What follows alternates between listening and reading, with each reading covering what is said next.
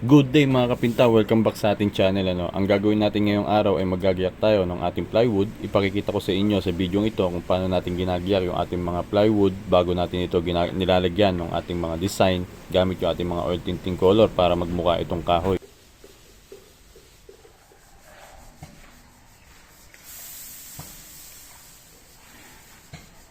Una, magagayak muna tayo ng ating epoxy primer. Bago natin galawin yung ating plywood, ipe-first coating muna natin siya gamit yung ating epoxy primer. Ang mix ratio natin dito ay 3:1:1, 3 parts ng epoxy primer, 1 part ng ating epoxy catalyst, at 1 to 2 part ng ating epoxy reducer o di kaya acrylic thinner. Ito yung gagamitin nating pang first coating o unang pahid dito sa ating plywood bago natin simulan yung ating paggagayak.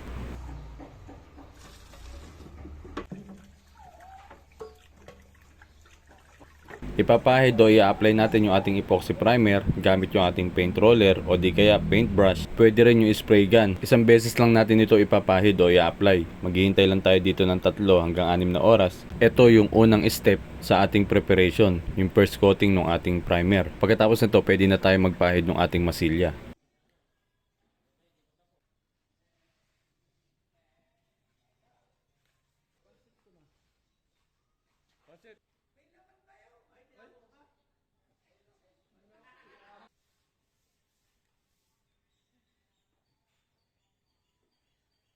So ayan, makalipas yung ilang oras, pwede na tayo magpahid o mag-apply ng ating masilya. Ang gamit nating masilya dito ay yung Yaku Putty.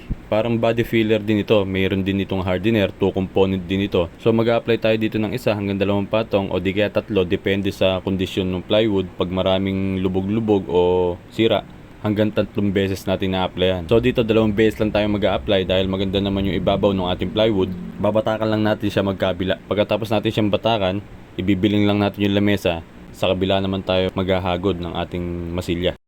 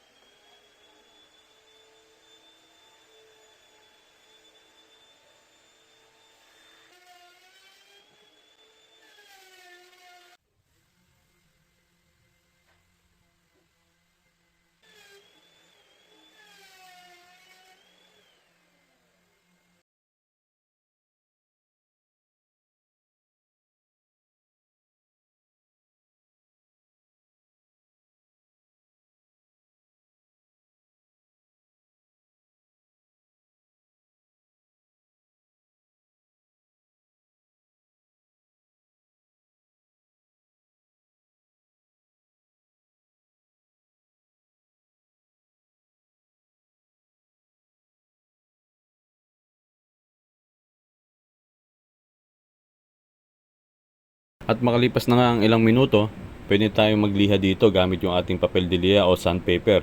Number 80, 120 at ipipinish natin siya ng number 220 grit gamit yung ating sander machine. So sa pagliliha natin mga kapinta, pwede nyo sundan yung video natin. Ang kagandahan lang dito sa Yaku Putty, hindi na natin kinakailangan gumamit pa ng lacquer thinner para balatan yung ating body filler. Hindi gaya dun sa polyester body filler na ginagamit natin nung sa mga nakaraan natin video, binabalatan pa natin siya gamit yung ating lacquer thinner. Nang sa ganun mawala yung malagkit sa ibabaw para maplansya natin siya ng maganda.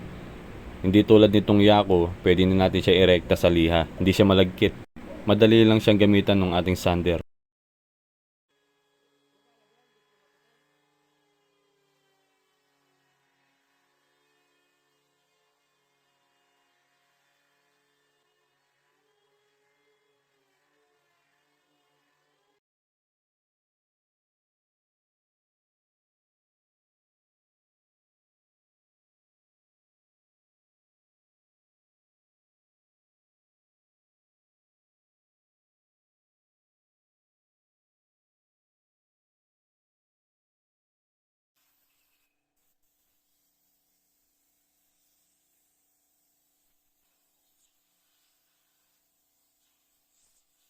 Pagkatapos natin siyang masander, linisin natin itong mabuti. Siguraduhin natin na walang kahit na anong alikabok at mag-a-apply tayo ng ating epoxy primer.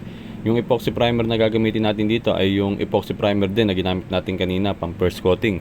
Yung tira natin doon, i-spray natin dito. Applyan lang natin ito ng 1 hanggang 3 patong. Maghintay lang tayo ng 15 hanggang 25 minutes na pagitan sa bawat patong ng ating primer. Hindi na natin kailangan daanan pa ng papel de lija o sandpaper bawat patong ng ating primer. Basta lumipas yung 15 to 25 minutes, mag-apply na tayo. At pagkatapos natin applyan ito ng ating epoxy primer, maghihintay na tayo dito ng 12 hanggang 24 oras para tuluyang matuyo o tumigas yung ating epoxy primer. Sa madaling salita, kinabukasan na natin ito lilihain.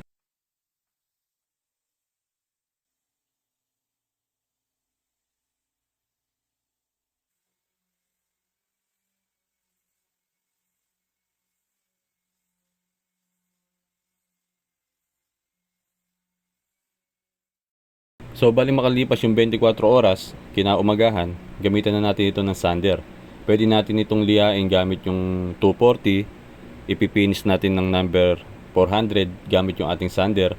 Pwede natin siyang isander ng dry, pwede rin tayong gumamit ng tubig o wet sanding.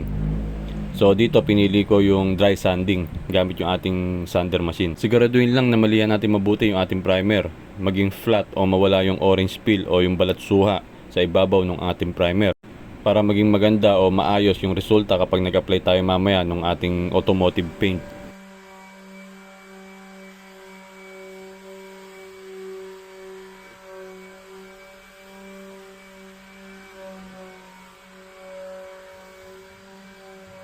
So dito ipapakita ko sa inyo kung ano yung itsura niya kapag tinignan natin siya sa ganitong anggulo.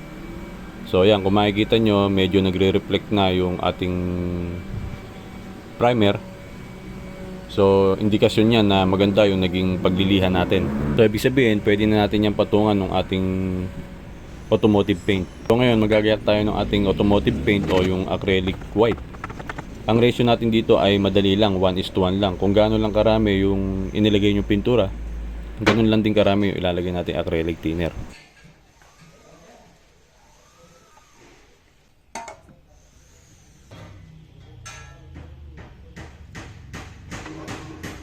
So ayan, kung mapapansin nyo, inilubog ko yung stick natin. So ganyan karami yung pinturang inilagay natin. So ganyan din karami yung ilalagay natin thinner. Ilalagay lang natin yung stick sa ibabaw ng pintura para makita o malaman natin kung hanggang saan lang ilalagay natin thinner. So ganun lang kadali magtimpla ng ating automotive paint, 1:1.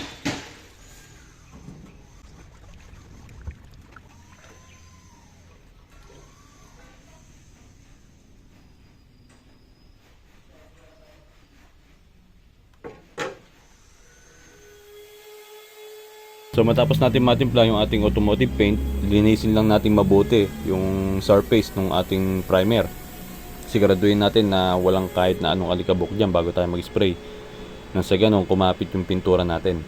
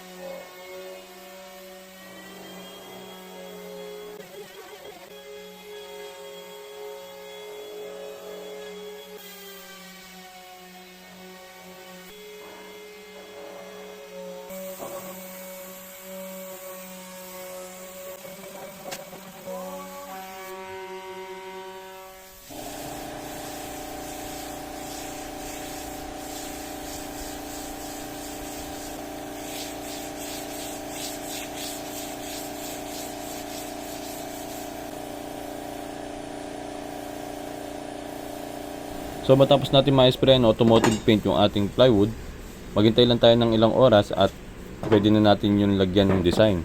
So magiyak tayo ng design gamit yung ating paint thinner, mga oil tinting color at QDE white. Sa paggawa ng stain mga kapinta, depende yan kung ano yung kailangan nyo. Depende sa mga oil tinting color na gagamitin nyo kung ano yung kulay na kukunin nyo. So dito ang ginamit natin ay yung QDE white, Hansa yellow, lamp black at burnt amber. So may sample tayong kinuha nandito, ano. Kaya ganitong kulay yung ginamit nating stain.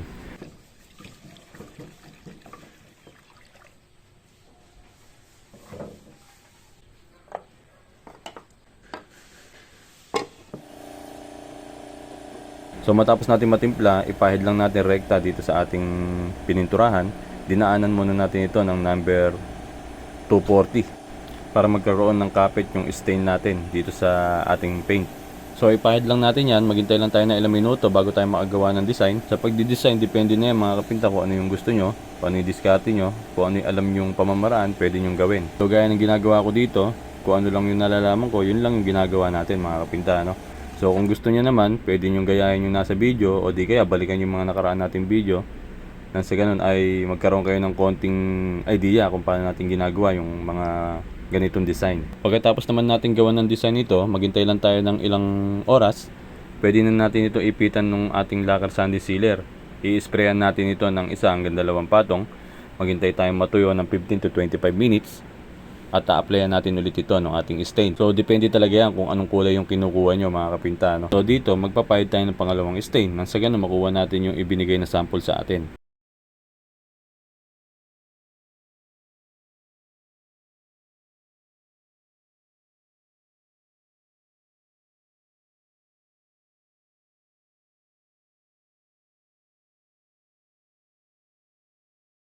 So dito yung ginagawa natin, gagayak lang tayo ng stain na tinimpla natin kanina. Dagdagan lang natin ito ng konting burnt umber. Bali sa pagdi-design mga kapinta, no, depende talaga yan kung gaano kalawak yung imagination mo.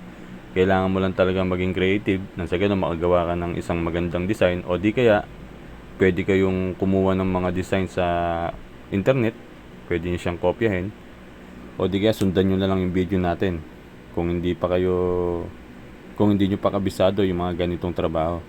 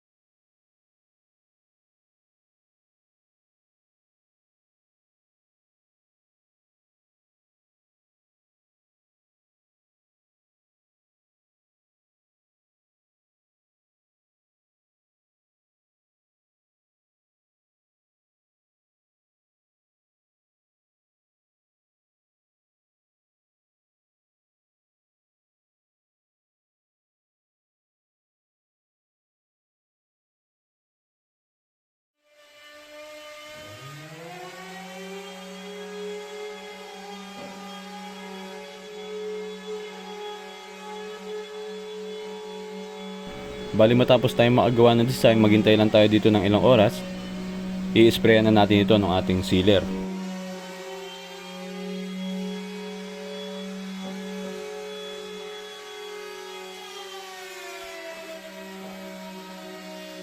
Bali dito mga kapinta, magagayak na tayo ng ating sealer. Ang ratio natin dito ay 1 litrong sealer hanggang 25% ng ating acrylic thinner. In short, kapag may 1 litrong sanding sealer ka, pwede kang maglagay ng hanggang 1/4 liter o yung kasing laki ng mga oil tinting color natin na ginamit kanina. Ganong karaming thinner ang pwede nating ilagay. At pwede na natin itong i-spray.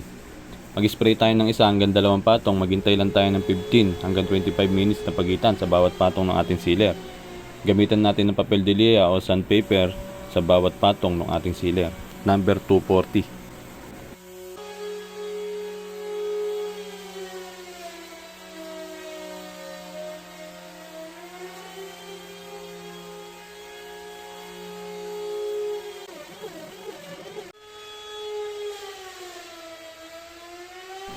Bali makalipas ang ilang minuto, mag-apply tayo muli ng ating stain. Yung stain na in-apply natin dito ay yung ginamit natin pan-design kanina.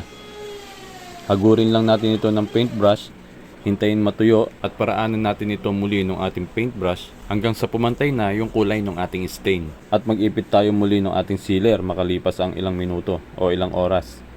So ayan mga kapinta, makalipas ang ilang oras, mag-spray na tayo uli ng ating sanding sealer. Mag-spray tayo ng 1 hanggang 2 patong at maghintay ng 15 hanggang 25 minutes na pagitan sa bawat patong ng ating sealer.